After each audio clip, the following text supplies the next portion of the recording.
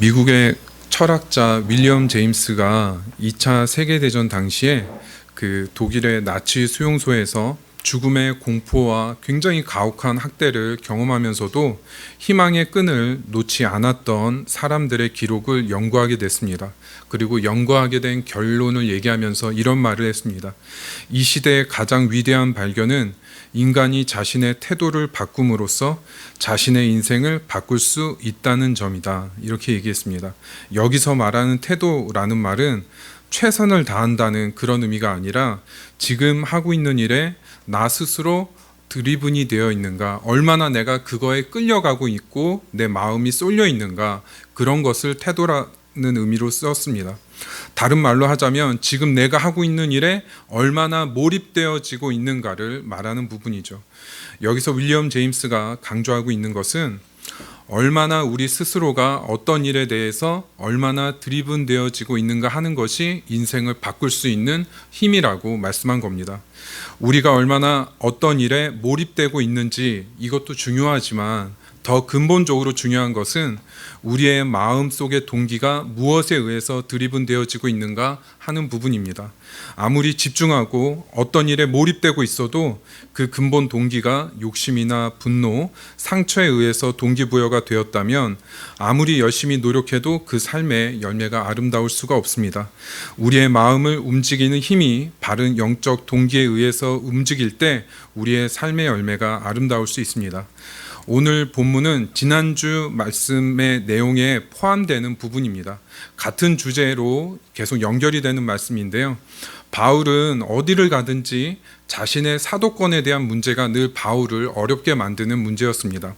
그런데 고린도 교회 안에는 바울이 교회에서 주는 경제적 지원을 받지 않는 것을 가지고 바울이 사도로서의 권위가 없어서 받지 않은 것이라고 생각한 사람들이 있었던 거죠. 바울에게는 이 부분이 너무나도 마음 아픈 부분이었습니다. 그래서 바울은 고린도 교회 성도들이 자신이 사도인 것을 나타내주는 증거라고 말씀을 했고, 자신도 다른 사도들이 가지고 있는 똑같은 권리를 가지고 있다고 분명히 말씀했습니다. 하지만 오늘 본문도 포함하고 지난주 본문도 포함해서 그 주제 말씀은 12절 말씀입니다. 제가 읽겠습니다. 다른 이들도 너희에게 이런 권리를 가졌거든 하물며 우리일까 보냐. 그러나 우리가 이 권리를 쓰지 아니하고 범사에 참는 것은 그리스도의 복음에 아무 장애가 없게 하려 함이로다.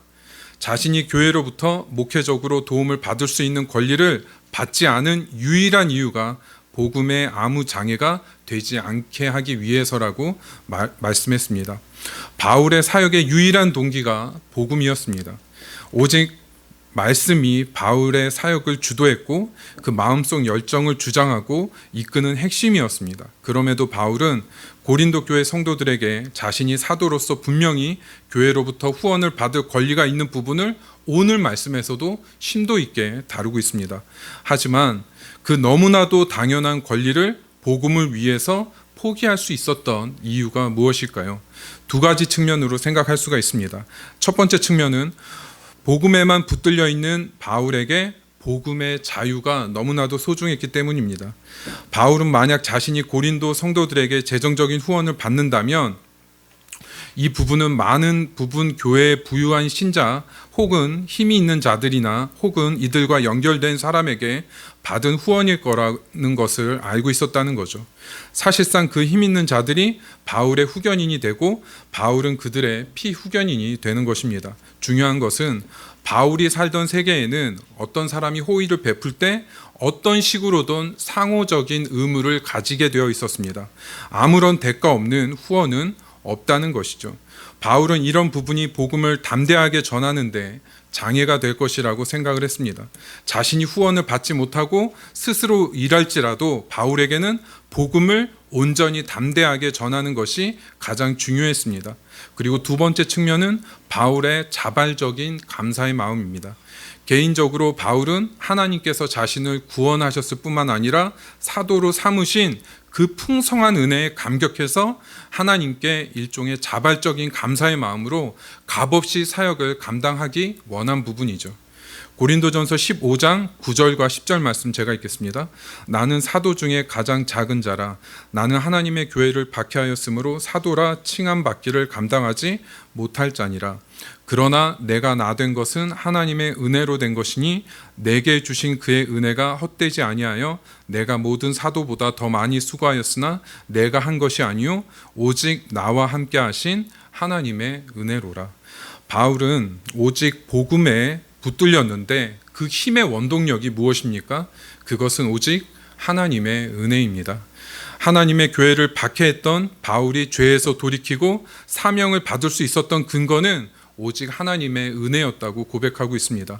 그 은혜가 충만함으로 바울은 다른 어떤 것에도 흔들리지 않고 오직 복음만 바라보면서 자신의 당연한 권리를 기꺼이 내려놓을 수 있었습니다. 오늘 말씀을 시작할 때 앞부분에서 우리의 마음의 열정이 무언가에 얼마나 몰입할 수 있는지보다 우리의 마음이 어떤 동기에 의해서 움직여지는지가 더 중요하다고 말씀을 드렸습니다. 결론부터 말하자면 우리 마음속의 동기가 오직 하나님의 은혜 그리고 복음에 의해서 움직여질 수 있을 때 우리 삶의 열매가 아름다울 수 있습니다. 오늘 말씀을 통해서 어떻게 하면 우리 삶이 복음에 붙들릴 수 있고 하나님의 은혜로 움직이는 삶이 될 수 있는지 깨닫는 시간이 되기를 바랍니다. 오늘 처음 살펴볼 것은 바울의 마지막 변론입니다. 본문 13절부터 15절 말씀 함께 교독하겠습니다. 성전에 일을 하는 이들은 성전에서 나는 것을 먹으며 제단에서 섬기는 이들은 제단과 함께 나누는 것을 너희가 알지 못하느냐.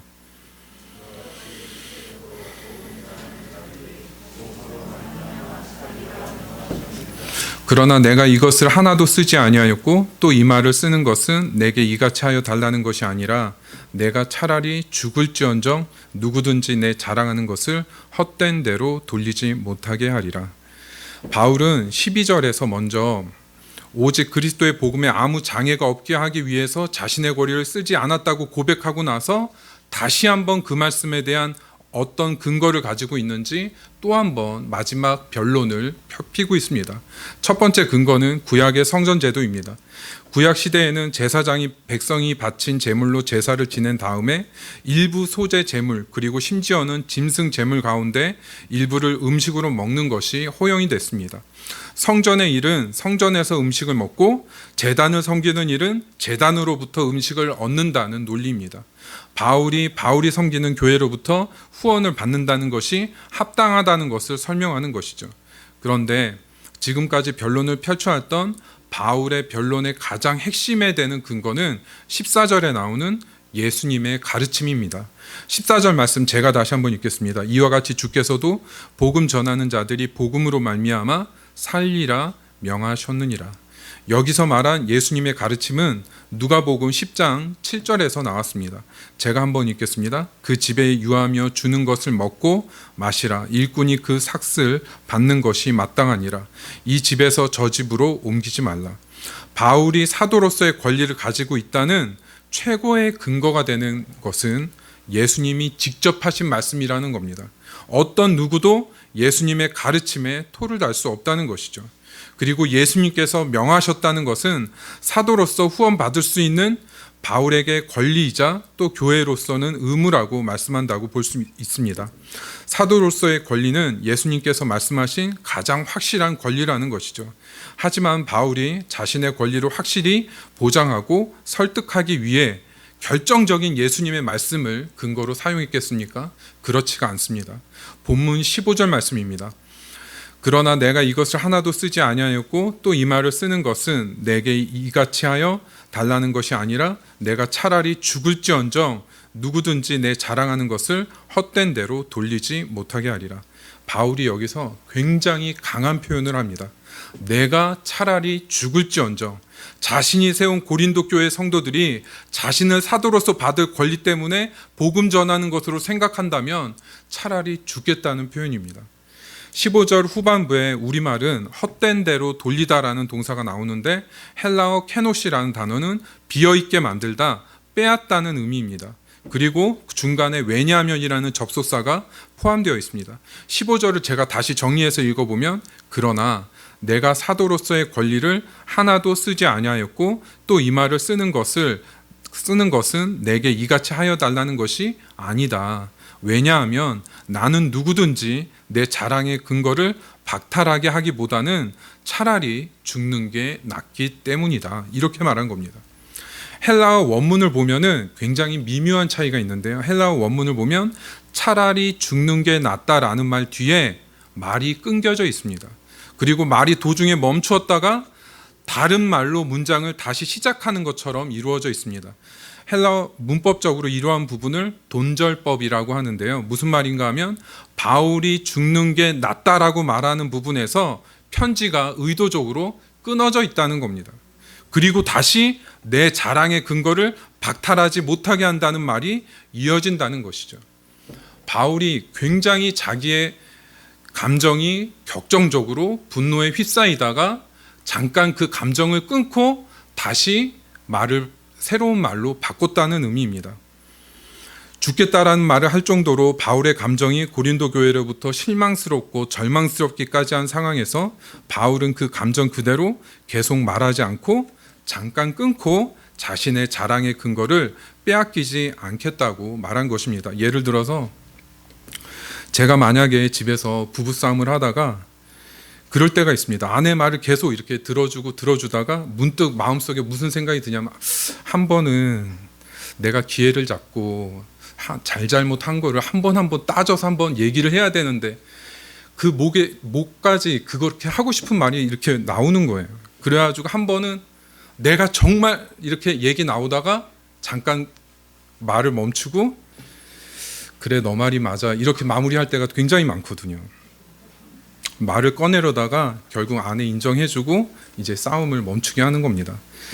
바울이 고린도 교회 성도들에게 자신이 사도임을 분명하게 밝힌 다음에 다른 사도들처럼 구약의 말씀처럼 또 예수님의 말씀처럼 분명히 사도로서의 권리가 있다고 강하게 말하면서 감정이 고조되고 분노하고 실망스럽고 절망에도 빠졌다가 그 감정대로 이끌리지 않고 자신을 붙들고 있는 자랑의 근거를 끝까지 빼앗기지 않겠다고 고백하고 있습니다. 여기서 자랑은 바울이 가지고 있는 것을 내세우는 그런 자랑이 아니고 하나님에 의해서 바울에게 행해진 구원의 은혜와 그리고 사명으로 주어진 말씀을 얘기합니다. 바울은 그 크신 하나님의 은혜 앞에서 자신의 감정, 생각, 의지 모든 것을 내려놓을 수 있다는 것이죠. 은혜를 받으면은 내려놓을 수 있게 됩니다. 은혜를 받으면 정말 소중한 것을 붙들 수 있게 되기 때문입니다. 그런데 하나님의 큰 은혜로 주어진 복음에 온전히 붙들리기 위해서는 자기를 내려놓는 것이 꼭 필요한 부분이라는 것이죠. 이용규 선교사님이 쓰신 내려놓음이라는 책에 나오는 한 이야기입니다. 어느 주일날 일어난 일입니다. 막 예배가 시작되어서 예배를 드리던 중에 벌러르라는 자매가 몸에 땀이 범벅이 된 채로 교회에 들어왔다고 합니다. 이 자매는 몇 달 전에 기도를 통해 원래 듣지 못했던 귀가 열리게 된 자매였습니다. 이 자매가 예배 몇 시간 전에 소를 잃어버려서 소를 찾으러 이리저리 뛰어다니다가 예배 시간이 다 된 것을 알고 그냥 소를 버려두고 말씀을 들으려고 왔다는 것입니다. 이 소식을 들은 선교사님은 하나님 앞에 기도했다고 합니다. 뭐라고 기도했냐면 이 자매가 예배하겠다고 한 결단을 부끄럽게 하지 말아달라고 하나님 앞에 기도를 하고 이제 예배를 마쳤다고 합니다. 예배를 마쳤는데 예배를 마치자마자 밖에서 소의 울음소리가 들렸다는 것이죠. 그 잃어버렸다는 그 소가 집으로 간 게 아니라 예배 처소로 소가 찾아왔다는 겁니다. 자신의 것을 포기하고 하나님의 것을 얻었다는 얘기입니다. 우리가 한번 하나님의 은혜를 받는다고 해서 바로 말씀에 붙들릴 수 있는 것이 아닙니다. 은혜를 받으면 우리 안에서 끊임없는 갈등이 시작됩니다. 내 자아와 하나님의 말씀 사이에서 엄청난 갈등이 생기죠. 하지만 우리에게 주신 하나님의 큰 은혜와 능력 앞에서 우리 자신을 내려놓는 겁니다. 우리의 감정, 자존심, 생각, 의지 모든 것을 하나님 말씀 앞에 내려놓을 수 있을 때 우리가 하나님 뜻에 움직일 수 있는 종이 되어가는 것이죠. 내려놓는 것은 굉장히 치열한 싸움입니다. 하나님의 가치와 내가 붙들고 있는 가치 사이에 총성 없는 전쟁이나 마찬가지입니다. 이 싸움에서 꼭 승리해야 하는 것이죠. 우리가 우리 자신의 것을 내려놓으면 내려놓을 수 있을수록 하나님의 은혜가 우리를 온전히 사로잡고 우리를 신실하게 인도해 주실 줄 믿습니다. 오늘 두 번째로 살펴볼 것은 자랑의 문제입니다. 16절 말씀 함께 읽도록 하겠습니다. 내가 복음을 전할지라도 자랑할 것이 없음은 내가 부득불 할 일임이라. 만일 복음을 전하지 아니하면 내게 화가 있을 것이로다. 16절에 나오는 자랑의 의미는 바로 앞에 나왔던 15절의 자랑이라는 의미와는 다릅니다. 15절에서는 그 자랑이 자신이 붙들고 있는 그 중요한 가치를 의미했다면 16절에 나오는 자랑한다는 자기가 가지고 있는 것을 내세우는 것을 의미합니다. 그런데 바울은 자신이 복음을 전할지라도 전혀 내세울 것이 없다고 고백하고 있습니다. 그 이유를 두 가지라고 설명하고 있습니다. 첫째, 내가 부득불 할 일임이라. 즉 복음 전하는 것이 바울이 해야 하는 유일한 사명이라고 고백하는 것이죠. 바울이 사명을 스스로 선택하거나 결정한 것이 아닙니다. 그리스도의 복음을 전하는 것은 하나님이 주신 사명이라는 것입니다. 그 사명을 전하는데 어떻게 자신을 스스로 내세울 수 있는가 하는 것이죠. 둘째는 만일 복음을 전하지 아니하면 내게 화가 있을 것이로다. 여기서 화는 실질적인 하나님의 심판을 의미한다기보다는 바울이 가지고 있는 영적인 부담감을 의미합니다. 바울은 자신이 복음을 전하지 않았을 때 심적으로 너무 괴롭고 불편하고 힘든 것을 경험한 것이죠. 이를 통해서 알 수 있는 것은 바울은 자신의 사명에 대한 확신을 가지고 있었다는 것입니다. 하나님이 자신의 삶을 구원하셨을 뿐만 아니라 자신에게 남은 삶을 구체적으로 살아가야 할 책임을 주셨습니다. 사도행전 20장 22절부터 24절 말씀은 바울의 사명이 어느 정도인지 보여주는 대목입니다. 제가 읽겠습니다. 보라, 이제 나는 성령에 매여 예루살렘으로 가는데 거기서 무슨 일을 당하는지 알지 못하노라. 오직 성령이 각 성에서 내게 증언하여 결박과 환난이 나를 기다린다 하시나 내가 달려갈 길과 주 예수께 받은 사명 곧 하나님의 은혜의 복음을 증언하는 일을 마치려 하면은 나의 생명조차 조금도 귀한 것으로 여기지 아니하노라. 바울 자신의 마음속에 성령을 통해서 고난과 환난이 있다는 것을 알면서도 자신의 사명을 마치는데 생명조차도 중요하지 않다고 고백을 하고 있습니다. 하나님이 주신 사명에는 힘이 있습니다. 자신의 선택이 아니라 하나님이 주신 사명을 감당하고자 할 때 주시는 하나님의 능력과 은혜가 있다는 것이죠. 중요한 것은 어떻게 하면 우리 안에 우리 자신의 사명을 확신을 가질 수 있는가 하는 부분입니다. 미국의 서던 베티스트 신학교 총장인 알버트 모울러 박사가 사명을 확신할 수 있는 두 가지 요소에 대해서 이렇게 얘기했습니다. 첫 번째는 내적인 확신입니다. 하나님은 자신을 사명으로 부르신 사람들 가운데 성령을 통해서 확신을 주신다는 겁니다. 하나님이 주시는 확신은 하나님의 이끄심, 하나님의 목적, 그리고 하나님이 이끄시는 그 과정에 대한 확신이 개인적으로 마음속에 생길 수 있다는 부분을 말하는 것입니다. 하지만 개인적인 차원의 확신만 가지고 단정할 수는 없다는 것이죠. 두 번째 요소는 외적인 확신입니다. 자신의 개인적인 은혜와 확신만으로는 부족하고 가족과 공동체 안에서 자신의 사명에 대한 평가와 지지가 필요하다는 겁니다. 하나님이 주신 사명에 대해서 가족과 공동체 가운데 확신을 얻을 수 있어야 한다는 것이죠. 하나님께서 누군가에게 사명을 주실 때 그 사람만 아는 방식으로 그 사람에게만 주는 게 아니라 가족 안에서 공동체 안에서 신뢰할 수 있는 사람들 가운데서 납득할 만한 확신을 함께 주신다는 겁니다. 그리고 마지막으로 사명의 확신에 대한 핵심은 자신의 마음의 동기를 하나님 말씀 앞에서 잘 살피는 겁니다.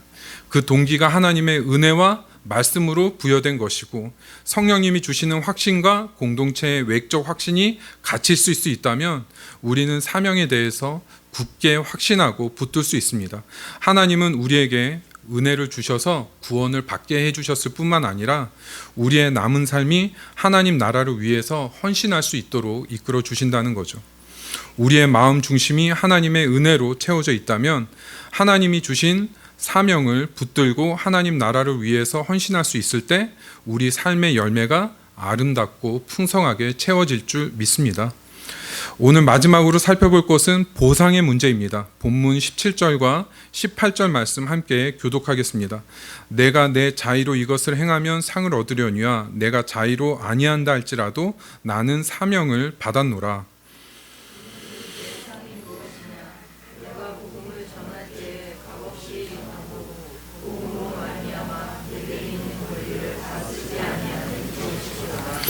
바울은 복음을 전하는데 자랑을 할 수가 없다고 고백합니다. 왜냐하면 바울이 복음을 전하는 것이 스스로 선택한 것이 아니라 하나님께서 주신 사명이기 때문입니다.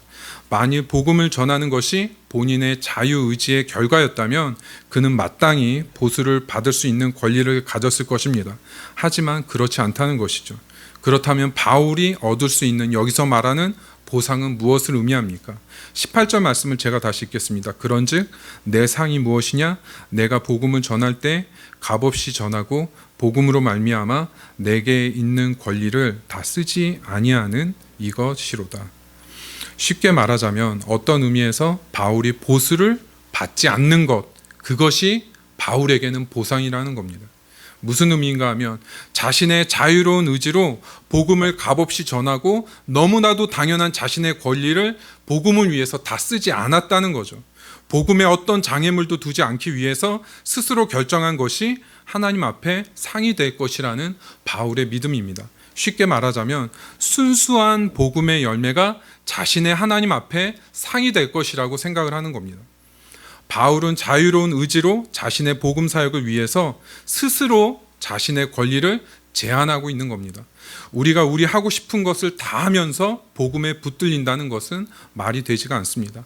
하나님의 은혜와 복음이 주는 능력으로 우리 삶이 움직여지기 위해서 우리 스스로 우리의 당연한 권리를 제한할 수 있어야 한다는 말씀입니다. 이렇게 할 수 있는 근거는 눈에 보이지 않는 우리 마음을 중심을 보시는 하나님께 있습니다.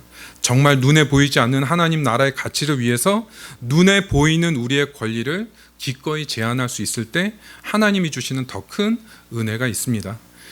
최근에 코로나 바이러스로 인해서 국가 재난지원금 신청이 이번 주에 시작이 됐는데요.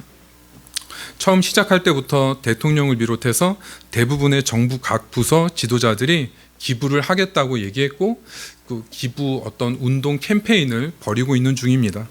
분명히 좋은 뜻과 순수한 마음을 가지고 그 기부에 동참하고 있는 것은 사실인데 최근 그 신문 기사에 이런 내용이 떴습니다. 공무원들이 고위 인사들이 기부에 동참하면서 어쩔 수 없이 기부에 동참하는 분위기가 됐다는 겁니다. 사실상 공무원들은 기부 캠페인을 캠페인으로 보지 않고 그냥 국가적인 지침으로 생각하게 됐다는 기사였습니다. 무슨 말인가 하면 우리가 우리의 당연한 삶의 권리를 제한하는 것은 우리의 의지적으로 강제적으로 하는 것이 절대 아니라는 것이죠. 하나님의 풍성한 은혜 때문에 눈에 보이지 않는 그 영원한 가치를 붙드는 겁니다. 우리가 은혜 받은 것만으로 만족하지 않고 우리의 당연한 삶의 권리들을 복음을 위해서 하나님 나라를 위해서 기꺼이 제한할 수 있을 때 하나님께서 우리의 마음 중심을 기뻐하시고 더 큰 은혜와 능력으로 채워주실 것입니다. 바울은 오늘 말씀에서 자신의 사도로서의 권리에 대한 변론을 마지막 결론을 맺고 있습니다. 고린도 성도들에게 자신이 사도로서의 당연한 권리를 쓰지 않는 것은 오직 복음을 위해서라고 말씀하고 있습니다. 그리고 바울이 복음에 붙들릴 수 있었던 것은 오직 하나님의 은혜 때문이었다는 것이죠. 우리의 삶이 오직 복음과 은혜로 움직이는 삶이 되기 위해서 먼저 우리 자신을 말씀 앞에 내려놓을 수 있고 사명에 대한 확신을 가지고 또 마지막으로 자유로운 의지를 가지고 우리 스스로의 권리를 하나님 나라를 위해서 제한할 수 있을 때 우리 안에 더 크신 하나님의 은혜와 사랑이 부어지고 우리 삶이 바른 영적 동기 위에 세워질 수 있을 줄 믿습니다.